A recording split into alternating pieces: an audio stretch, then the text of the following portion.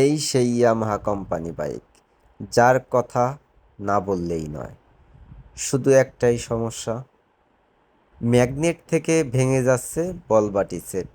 দেখেন, 2-3 দিন পর পরই আমার দোকানে নিয়ে এসে, ভাই গাড়ি স্টার্ট হচ্ছে না, ভিতরে ঘ্যাটার ঘ্যাটার শব্দ হচ্ছে, খুলে দেখি বলবাটি ভেঙে গেছে। এটাই হচ্ছে ইয়ামাহা কোম্পানির বিশাল বড় একটা ভুল, যেটা নাকি ঠিকমতো করতে পারে নাই। শুধু যদি 3টা নাট, এই নাটগুলা যদি একটু হেভি করে দিত, তাহলে কিন্তু এই সমস্যাটা সমাধান হয়ে যেত। তাহলে কিন্তু আর এই ধরনের বিপদে মানুষ পড়তো না।